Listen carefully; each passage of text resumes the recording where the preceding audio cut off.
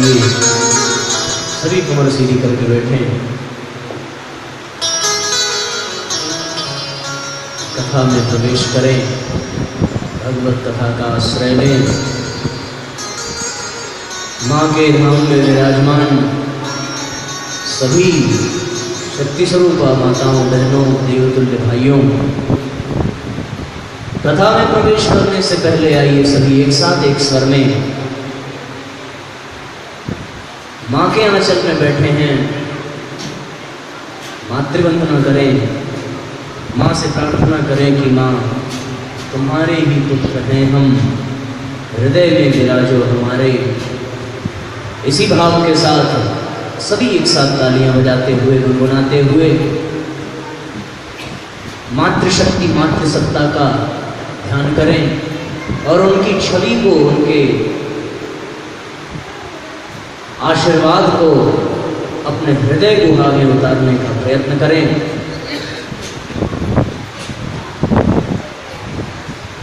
आया तू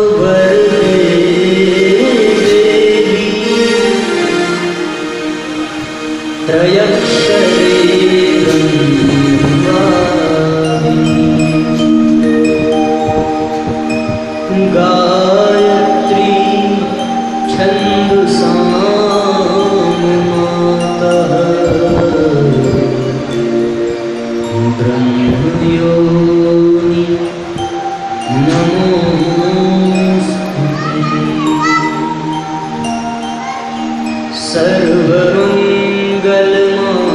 सर्वमंगलमांगल्ये शिवे सर्वार्थसाधिके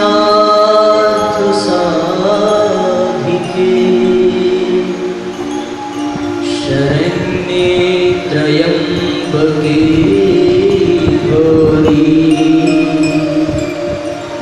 नारायणी नमोस्तुते।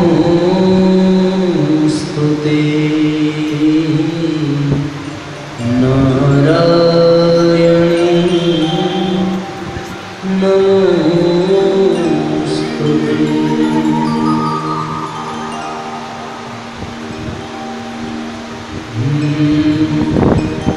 माँ तुम्हारे ही पुत्र हैं हम, हृदय में विराजो हमारे।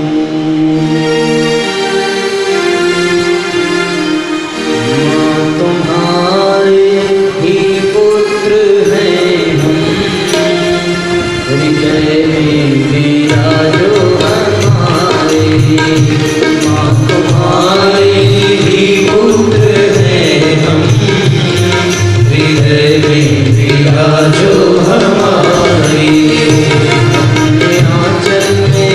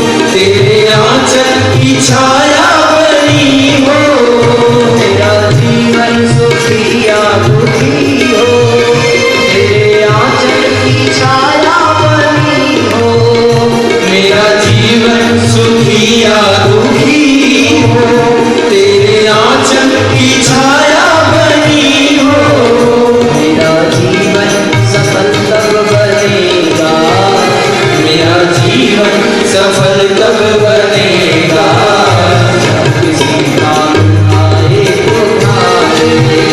मेरा जीवन सफल कब बनेगा, जब किसी काम आए तुम्हारे। माँ तुम्हारे ही पुत्र हैं हम, माँ तुम्हारे ही पुत्र हैं हम, हृदय में विराजो हमारे, हृदय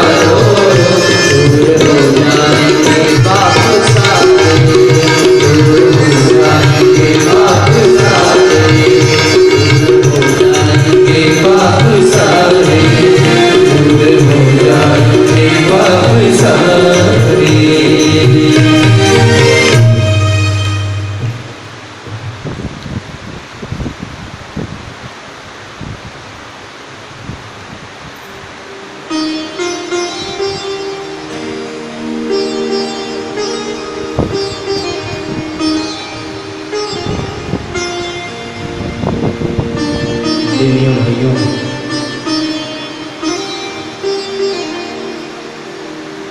कल की कथा में हम सभी ने किष्किंधा कांड के प्रसंगों को सुना और उन प्रसंगों में हमने ये पाया कि भगवान ने सुग्रीव से मित्रता करके सुग्रीव को उनका राज्य वापस दिलाया है।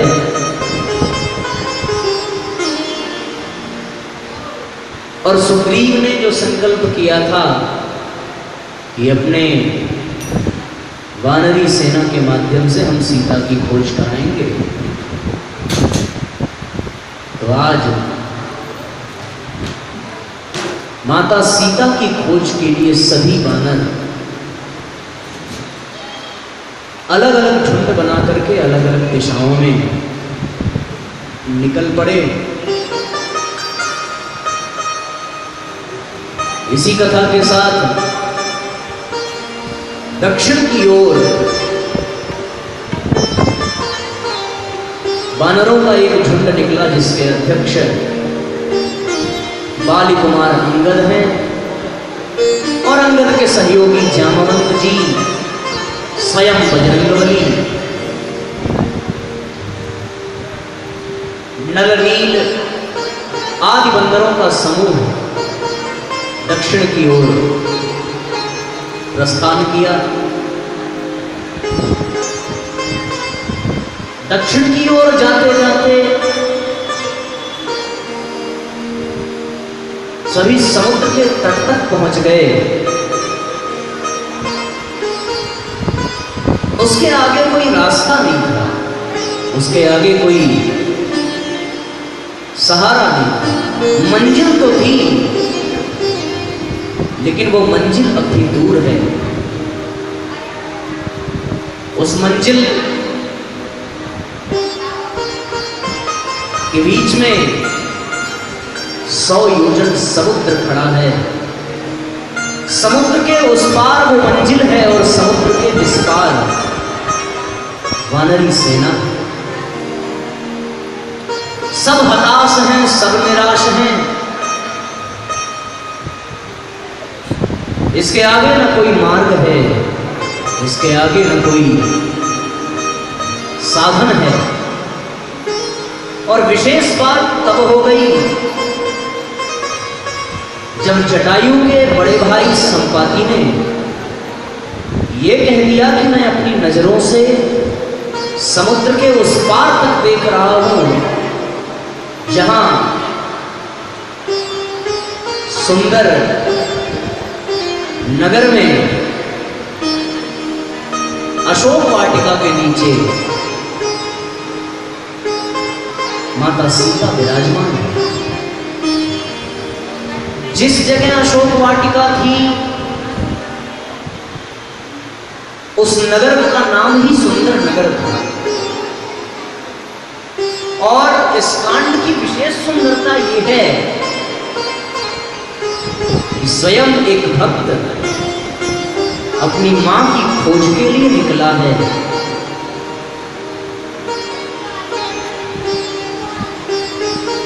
इस कांड में कहीं कोई कष्ट नहीं है, इस कांड में आनंद ही आनंद है। ये हमारे जीवन का वो सोपान है जब हम सारे जिम्मेदारियों को पूर्ण करने के पश्चात भक्ति की तलाश में निकलते हैं।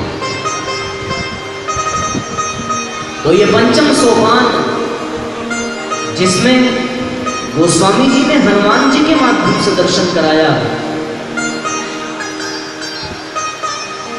कि वो भक्ति का प्रतीक माता सीता की खोज में निकलना। सीता शांति समानीता, अर्थात वो सीता जो शांति का प्रतीक है, वो सीता जो भक्ति का प्रतीक है, आज उसका तलाश करने के लिए स्वयं हनुमान जी और अन्य वानर समुद्र के तट पर उपस्थित हैं। लक्ष्य भी है, उद्देश्य की भी जानकारी है, मंजिल भी दिख रही है, रास्ता भी सीधा है बिल्कुल, लेकिन कहीं न कहीं कोई सामर्थ्य, कोई अयोग्यता आड़े आ रही।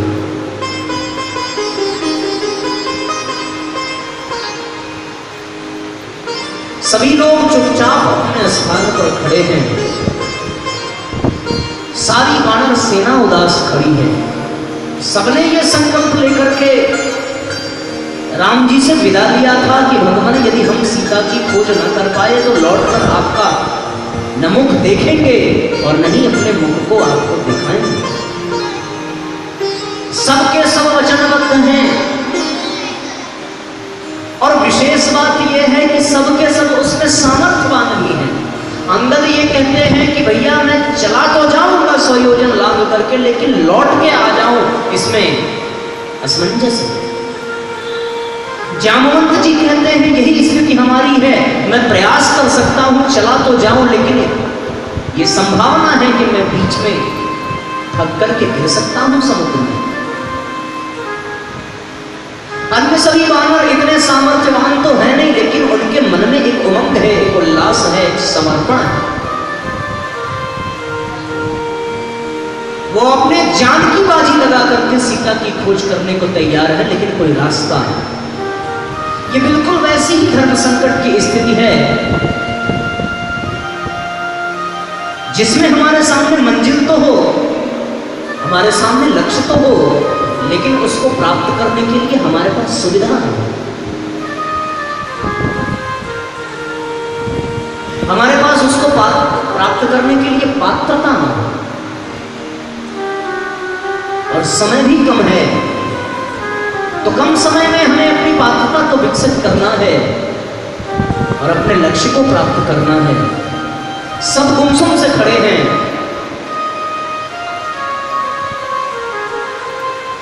पर उनमें एक श्रेष्ठ और सबसे बुजुर्ग हैं, सबसे विवेकवान हैं, सबसे ज्यादा अनुभवी हैं, ऋक्षराज जामवंत जी।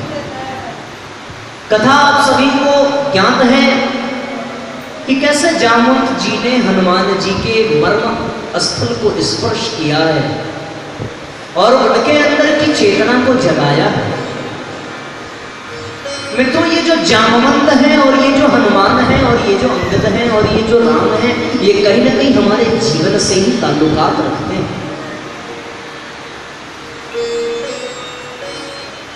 ये हमारे जीवन के ही अंगों से संबंधित हैं। जो जामवंत हैं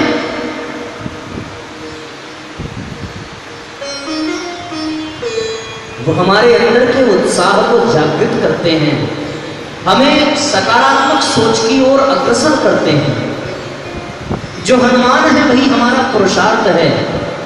यदि हम सकारात्मक सोच लेकर के आगे बढ़ें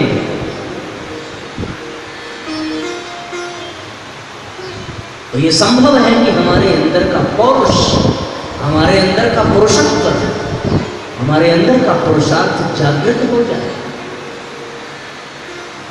लेकिन इसके बावजूद भी वो पुरुषार्थ, वो प्रयास ये आवश्यक नहीं है कि पर्याप्त हो आपको अपने लक्ष्य की प्राप्ति के लिए। उस पुरुषार्थ के साथ साथ समर्पण भी आवश्यक है, जो आपका आपके भगवान के प्रति, आपके आराध्य के प्रति होना चाहिए। तो कभी कभी यदि हम सकारात्मकता की ओर बढ़ें तो काफी जोशीले हो जाते हैं और जोश में आकर के फिर हम होश खो बैठते हैं। यहाँ हनुमान जी ने अपने अंदर के पुरुषार्थ को, अपने अंदर की शक्तियों को पहचाना, अपने अंदर की शक्तियों को जागृत किया और उन शक्तियों को पहचानने के बाद उन्हें अपने ही ऊपर अभिमान नहीं हुआ। उन शक्तियों को पहचानने के पश्चात उन्होंने राम नाम का जाप किया है और राम का स्मरण करने के पश्चात उन्होंने उड़ान भरी, छलांग लगाई और फिर लंका की ओर बस आई।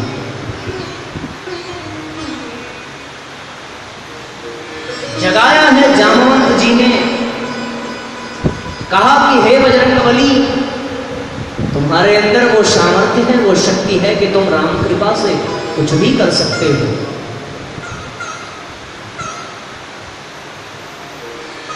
बस तुम्हें अपने आप को पहचानने की आवश्यकता है। मित्रों, ये सारी शक्तियां, ये सारे सामर्थ्य हम सभी के अंदर विद्यमान हैं। वास्तव में देखा जाए तो भगवान जितने भी मनुष्यों को बनाता है, उन सबको सारे सामर्थ्य, सारा पुरुषार्थ बिल्कुल एक बराबर देता है। ऐसा नहीं है कि किसी को 2 हाथ दिया तो किसी को 3 हाथ दे दिया। ऐसा नहीं है कि किसी को ज्यादा दिमाग दिया है, किसी को कम दिमाग दिया। दिया सबको बराबर है, पर इस दुनिया में आने के पश्चात हम उसका उपयोग कैसे करते हैं, उस उपयोगिता के अनुसार हमारे अंदर वो चीजें घटती बढ़ती रहती हैं।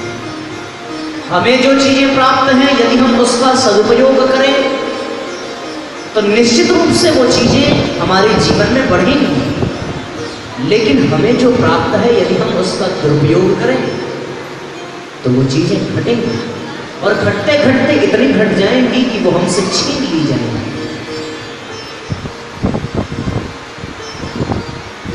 कोई व्यक्ति कम धनवान है, कोई अधिक धनवान है,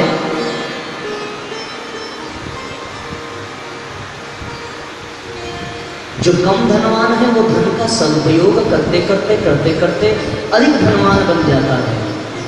जो अधिक धनवान है वो धन का दुरुपयोग करते करते अपने जीवन में दरिद्रता को ले आता है। भागवत की कथा में धुंधकारी नाम का वो जीव,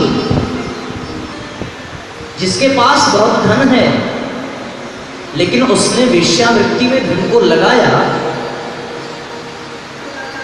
तो एक दिन वो दरिद्र बन गया। इसलिए भगवान कहते हैं कि तुम्हें जो कुछ भी मिला है, यदि तुम उसका सदुपयोग करो, यदि तुम उसका सच्चा उपयोग करो, सही उपयोग करो, सबके कल्याण में उसका इस्तेमाल करो, तो वो चीजें तुम्हारे पास बढ़ती हुई चली जाएंगी। वास्तव में देखा जाए तो इस धरती पर जितनी भी चीजें हमको मिली हैं, वो हमारी अपनी कुछ भी नहीं है, वो सब कुछ भगवान का ही दिया हुआ है।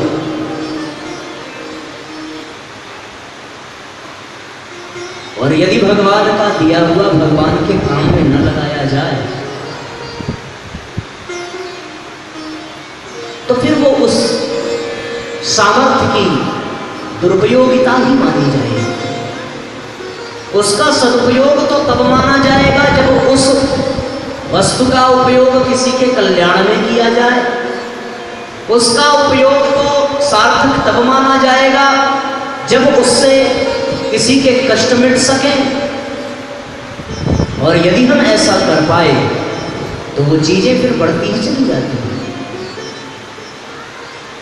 बस उसी तरीके से हनुमान जी ने अपने अंदर जगे हुए सामर्थ्य को सही दिशा दी और सदुपयोग किया। यदि वो अपने अंदर के सामर्थ्य को सदुपयोग ना करते, यदि वो अपने अंदर के सामर्थ्य का रावण की तरह दुरुपयोग करते, तो आज बजरंगबली कभी अमर नहीं हो पाते। वो अमरत्व को प्रदान हुए सिर्फ इसलिए कि उन्हें जो कुछ भी मिला उसका उन्होंने सदुपयोग किया। अतुलित बलधामम हेम शैलाभ देहम, उनको अतुलित बल मिला और उस बल को उन्होंने राम के कार्य में लगाया, तो वो बल बढ़ता चला, एक के बाद एक बड़े बड़े काम करते चले गए। जब तक उनके पास थोड़ा सा बल था तो उस बल का उन्होंने उपयोग किया राम लक्ष्मण को कंधे पर बिठा करके सुग्रीव से मिलाने का। इस सदुपयोग के कारण उनके बल में थोड़ी सी अभिवृद्धि होती है और उस अभिवृद्धि के कारण वो समुद्र जैसे विशाल पथ को पार कर जाते हैं। जब उन्होंने अपनी शक्ति को समुद्र को पार करने में लगाया और वो समुद्र का पार करना उनके व्यक्तिगत स्वार्थ के लिए नहीं, राम के काम के लिए था, तो उनके बल में थोड़ी सी और वृद्धि हुई और फिर उस वृद्धि के कारण रावण के बांधे जाने के बावजूद भी वो लंका को जला करके वापस आए। जब भगवान ने देखा कि इसको जितना बल दिया जाए वो उतना ही सदुपयोग करेगा, तो एक और काम उनके जिम्मे सौंप दिया गया। लक्ष्मण जब मूर्छित भये तो उस वक्त इस देश के एक कोने से दूसरे कोने तक, श्रीलंका बिल्कुल भारत के दक्षिण में है और वो भी समुद्र पार जाना है, और हिमालय से वो जड़ी बूटी लानी है, तो वो हिमालय बिल्कुल उत्तर में है। यदि दक्षिण से पूर्व में जाना होता तो फिर भी नजदीक था, यदि दक्षिण से पश्चिम में जाना होता तो फिर भी नजदीक था, लेकिन रातों रात सूर्योदय से पहले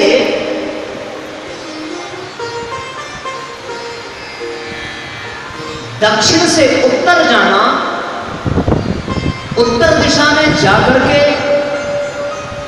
उस पर्वत की पहचान करना और फिर पर्वत सहित उत्तर से वापस दक्षिण आना, ये कोई साधारण काम नहीं।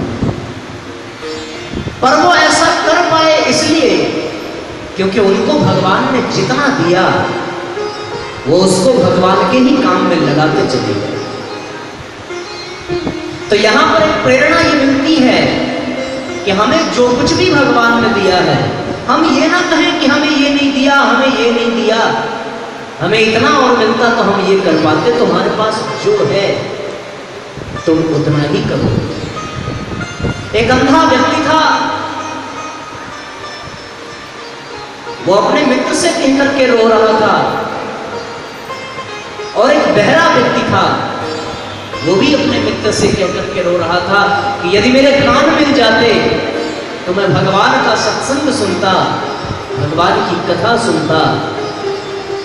अंधा कहता है यदि मेरे आंख मिल जाती तो मैं इस धरती पर जितने भी रोगी हैं उनकी सेवा करता।